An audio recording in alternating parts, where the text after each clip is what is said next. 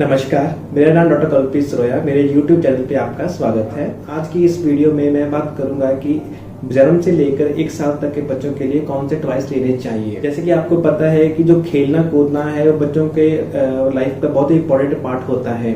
ठीक है, तो ये खेलने से बच्चे नई थिंग्स लर्न करते हैं, बच्चों में नई फीलिंग्स डेवलप होती है, नए रिलेशनशिप्स बनाते हैं और बाकी बच्चों के साथ इंटरेक्ट करते हैं, तो बच्चों में लर्निंग एबिलिटीज जो है वो बढ़ जाती हैं। एज एडल्ट्स हम सोचते हैं कि जो खेलना है कूदना है वो सिर्फ बच्चों का ही पार्ट होता है, बट ऐसा नहीं होता है।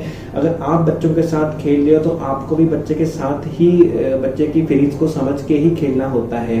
तो आप जब बच्चे के साथ खेल रहे होते हो तो आपने बच्चों को बहुत ज्यादा इंस्ट्रक्शंस नहीं देनी है कि बच्चे ऐसे करो, ऐसे खेलना चाहिए। जैसे बच्चा खेल रहा है उसको वैसे ही खेलना चाहिए। हाँ, बच्चों को चोट ना आए तो उस चीज का जरूर ध्यान रखें। तो जब बच्चों के साथ आप खेलें तो बच्चों के लेवल पे ही, मतलब जहां बच्चा खेल रहा है तो वहीं पर आप बैठ जाएं, उसके साथ आई कांटेक्ट करें, जो भी बच्चा खेल रहा है उसको आप कॉपी करें।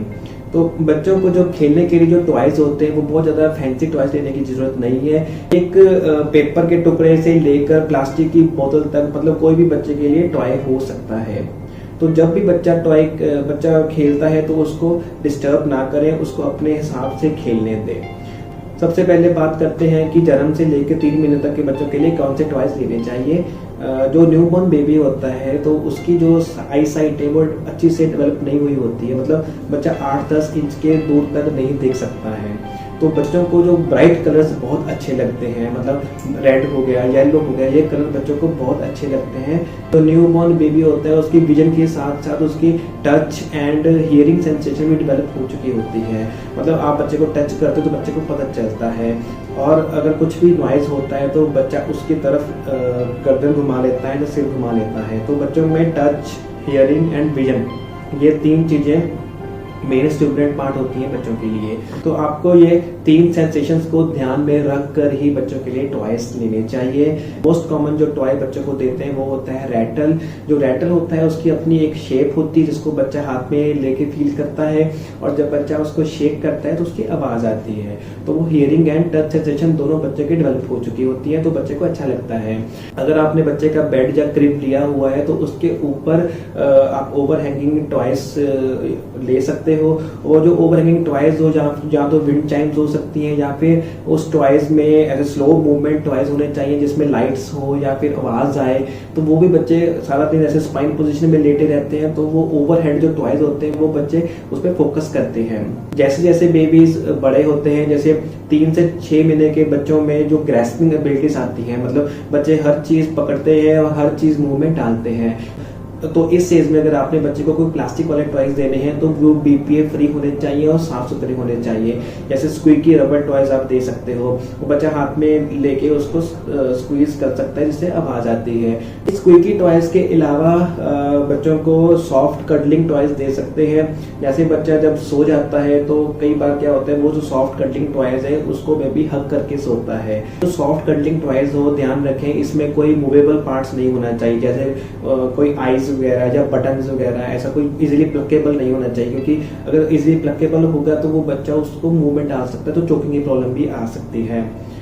6 महीने से 1 साल के बच्चों में बाकी माइलस्टोन डेवलप होने शुरू होते हैं, जैसे बच्चा उठ के बैठना शुरू करता है, रोल करता है, क्रॉल करता है, या फिर खड़ा होने की कोशिश करता है, और हर चीज को अपने पास खींचना चाहता है, बाउंसिंग होती है बच्चों में। तो ये जो स्टेज होती है बहुत सेंसिटिव स्टेज होती है। इस स्टेज में बच्चों का बहुत ज्यादा ध्यान रखना होता है, कहीं बच्चे बेड से गिर ना जाए या फिर सिर पे चोट ना लग जाए। तो ये ग्रॉस मोटर माइलस्टोन्स के अलावा बच्चों में लैंग्वेज भी डेवलप होती है, मतलब बच्चे कुछ ना कुछ बोलने की कोशिश करते हैं।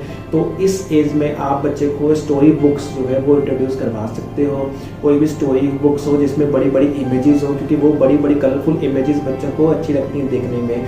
तो वो बच्चे की स्टोरी बुक्स आप बेड टाइम या किसी भी सोने टाइम आप बच्चे को सुना सकते हो। Second thing, same soft cuddling toys बच्चों को दे सकते हो जिससे बच्चा उसको हक करके सो जाए। एंड थर्ड थिंग इज, क्योंकि बच्चे की क्रॉलिंग या वॉकिंग एबिलिटीज डेवलप हो रही होती है, तो आप बच्चों को पुश वैगन ट्रॉलीज लेकर दे सकते हो। मैं वॉकर्स की बात नहीं कर रहा हूँ अभी, मैं पुश वैगन ट्रॉलीज की बात कर रहा हूँ, जिसको पुश करके बेबी खुद चलने की कोशिश करे। लास्ट थिंग इज, बच्चे को आप शेप सॉर्टर्स गेम्स दे सकते हो जिसमें अलग अलग शेप्स बनी बनानी होती है, चाहे वो स्क्वायर हो, राउंड हो या फिर ट्रायंगुलर हो, वो शेप्स आप बच्चों को इंट्रोड्यूस करवा सकते हो इस एज पर। एंड कई पेरेंट्स बच्चों को क्रेयॉन्स भी देते हैं कोई ड्राइंग वगैरह कुछ करने के लिए। अगर आपको लगता है कि क्रेयॉन्स बच्चे के लिए सेफ है तो आप बच्चों को इस एज में इंट्रोड्यूस करवा सकते हो।